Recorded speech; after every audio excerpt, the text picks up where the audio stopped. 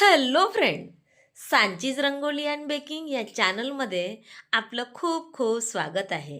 कशा आहात माझ्या मैत्रिणींनो? आपण छानच असणार आहो, यात काही शंकाच नाही. आत्ता सगळ्यांकडले गणपती बाप्पा विसर्जित झालेत.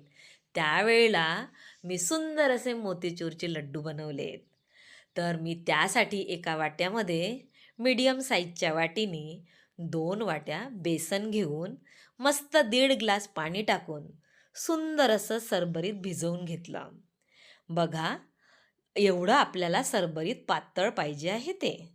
आणि आता मोती पाडण्यासाठी मी एक मिठाचं पॅकेट घेतलं. त्या पॅकेटला 2-3 पाण्याने स्वच्छ धुवून घेतलं आणि त्यामध्ये सारण भरून घेतलं. आता मोती पाडण्यासाठी मी एका साईडने छोटासा असा कट देऊन साईडने त्याला कट मारला आणि असे सुंदर असे मोती पाडले. बघा, अहो हा बनवायला एवढा सोप्पा आहे म्हणून सांगू, पण खरं सांगू का तुम्हाला, माझे मोती पाहिजे एवढे सुंदर काही पडलेत नाही. पण लाडू तुम्हाला काय सांगू, एवढे भन्नाट आणि अप्रतिम झालेत म्हणून सांगू, की अहो ते राहवलेत नाहीत.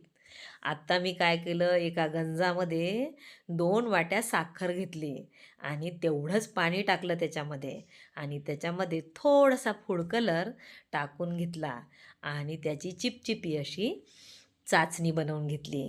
त्यामध्ये थोडीशी वेलदोड्याची आणि जायफळाची पूडसुद्धा टाकली आणि त्याला सुंदर असं झाल्यानंतर ज्या कढईमध्ये आपण बुंदा गाळला ना, त्या कढईतलं सगळं तेल काढून टाकलं आणि त्याच कढईमध्ये सगळा बुंदा टाकून घेतला, मोती, चूर आणि त्यामध्ये सगळा पाक टाकून त्याला सुंदर असं आटवून घेतलं आणि त्यामध्ये मगजबिया टाकल्यात.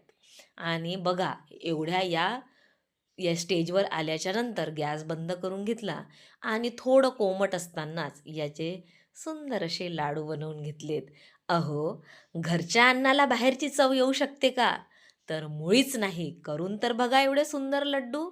अहो, म्हण आहे ना आपल्यात, "उदर भरण तो हे, अन्न हे पूर्ण ब्रह्म." अहो, करून तर बघा.